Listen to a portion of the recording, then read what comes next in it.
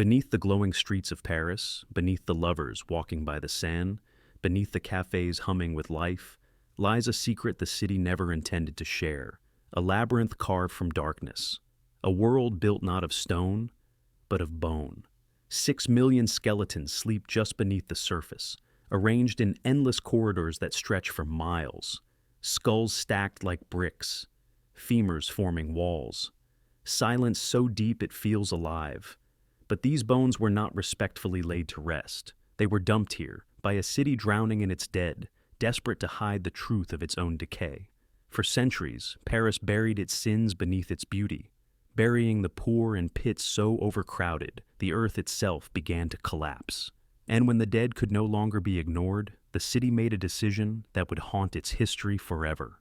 Tonight, we descend into the empire of bones beneath Paris, and we will discover the price a civilization pays when it tries to bury the past. Paris in the 18th century was a city of contradictions. Above ground, it was becoming the crown jewel of Europe, a beacon of art, philosophy, and refinement. The palaces gleamed, the gardens were manicured to perfection, the salons buzzed with Enlightenment thinkers discussing reason, progress, and the future of civilization. But beneath that polished surface, Paris was rotting. The city's cemeteries had become nightmares of neglect. For centuries, Parisians had buried their dead in the same churchyards, layer upon layer, generation upon generation. The church controlled the burial grounds, and profit trumped propriety. Space was limited, demand was endless, and greed dictated every decision. The poor were stacked in mass graves, deep pits where bodies were thrown atop one another until the ground could hold no more. When a pit filled, it was covered with a thin layer of soil and used again, and again, and again. The wealthy paid for individual plots, but even their graves were recycled. Once the flesh had rotted away, gravediggers would dig up the bones, toss them into charnel houses, and resell the plot to the next family willing to pay. Death had become an industry, and Paris was its factory. But there was a problem the city refused to acknowledge. The dead were piling up faster than the living could manage them. By the mid-1700s, some cemeteries had risen more than 10 feet above street level, mountains of decomposing flesh hidden beneath thin soil. The ground oozed, the air reeked of decay. Flies swarmed in clouds so thick they darkened the sun. And the smell. The smell was inescapable. Residents near the Cemetery of the Innocents, the largest and oldest burial ground in Paris, complained constantly. They spoke of migraines, nausea, and an oppressive stench that clung to their clothes, their hair, their skin. But the authorities did nothing. This was the era of concealment. Paris was too proud, too polished, too invested in its image to admit that its foundation was built on rot. So, officials ignored the complaints, dismissed the dangers, and allowed the cemeteries to fester. They believed the problem would solve itself. They were wrong. The breaking point came in the spring of 1780. It happened on the Rue de la Lingerie, a narrow street lined with modest homes and workshops, just a few hundred feet from the Cemetery of the Innocents. The residents had grown accustomed to the smell. They had learned to live with the flies, the seepage, the knowledge that their homes sat adjacent to thousands of decomposing bodies. But on that spring evening, the dead refused to stay buried. A cellar wall collapsed, not from age, not from poor construction, from pressure. The cemetery had become so saturated with corpses that the earth itself could no longer contain them. Decomposing bodies, liquefied by time and decay, burst through the foundation of a neighboring building. A flood of human remains poured into the cellar, bones, rotted flesh, and a black, putrid sludge that filled the air with a stench so overwhelming that residents fled into the streets, gagging and gasping for air. The authorities could no longer ignore it. Within days, reports of illness spread throughout the district. Fevers, vomiting, respiratory failure. Doctors suspected contamination of the groundwater, wells and springs fed by runoff from the overcrowded cemeteries. Paris was being poisoned by its own dead. Public outrage erupted. Citizens demanded action.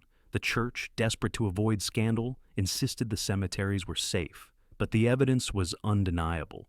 The Cemetery of the Innocents had become a public health catastrophe. And it wasn't the only one. Across Paris, cemetery walls were cracking, graveyards were sinking, Bones were spilling into the streets. The city faced a choice: confront the crisis openly or find a way to bury the problem deeper. They chose the latter. The solution came from an unlikely source: the abandoned quarries beneath Paris. For centuries, the city had been built from limestone, mined from deep underground.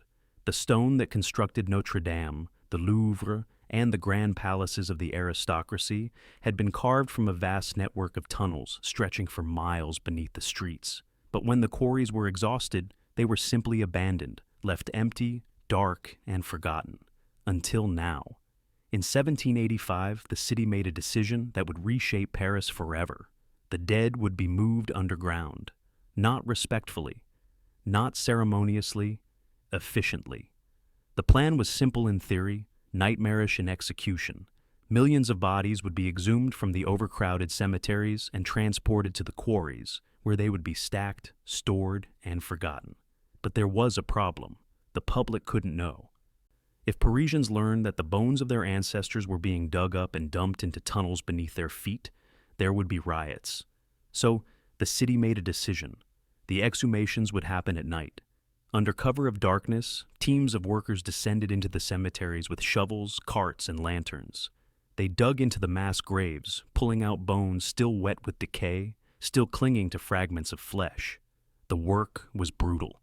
The stench was unbearable. Many workers wore cloth soaked in vinegar over their faces, but it did little to block the smell of rot that permeated everything. Cartloads of bones were hauled through the streets in the dead of night, draped in black cloth to hide their contents. Priests accompanied the processions, chanting prayers to sanctify the transfer. But sanctity was a thin veneer over the grim reality. At the quarries, workers descended into the earth, down narrow staircases carved into limestone, into tunnels so tight they had to crouch, into chambers so vast their lanterns barely pierced the darkness. And there, they began to build. The bones were not laid to rest. They were stacked, organized, arranged into walls. Skulls were placed in rows, femurs lined up in columns, ribs and vertebrae filled the gaps. Night after night, the workers descended. Night after night, the tunnels filled with the dead. It took 15 months to empty the cemetery of the innocents alone. Millions of bones moved from the earth above to the stone below. But the work had only just begun. Over the next several decades, more cemeteries were emptied, more bodies exhumed, more tunnels filled. Paris was creating a second city beneath its streets, one built entirely from the bones of those it had tried to forget. And in that darkness, something changed. The workers began to see the catacombs not as a dumping ground, but as a monument. Between 1810 and 1814, a city inspector named Héricard de Thuria took control of the project. He believed the ossuary should be more than a hidden cemetery. It should be a reminder. So, he ordered the bones rearranged. Walls were constructed with decorative patterns. Skulls were placed in crosses and heart shapes. Inscriptions were carved into stone plaques. Philosophical quotes and Bible verses meant to provoke reflection. One inscription read, "Stop, this is the empire of death." Another, "Think in the morning that you may not live until evening, and in the evening that you may not live until morning." The catacombs had become a cathedral of mortality, a place where the anonymous dead were turned into art, where individuality was erased, where 6 million souls became indistinguishable from one another. And Paris moved on. The Paris Catacombs stretch for over 200 miles beneath the city. Only a small portion is open to the public, a carefully curated mile-long path where tourists walk among the bones, snap photographs, and leave with a strange sense of awe. But the rest is forbidden. Beyond the tourist routes, the tunnels descend deeper into darkness. They twist and branch into passages that haven't been mapped, chambers that haven't been explored, corridors where even the city officials refuse to venture. There are stories. Stories of explorers who entered the catacombs and never returned.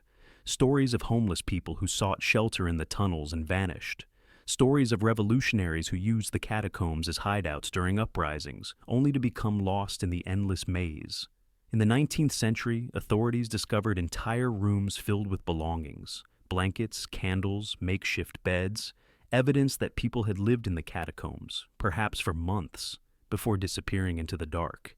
Even today, the catacombs remain active. Urban explorers known as cataphiles break into the tunnels illegally, navigating the labyrinth with maps passed down through underground communities. Some seek adventure, others seek solitude, but all of them know the rule: never go alone, never stray from the marked paths.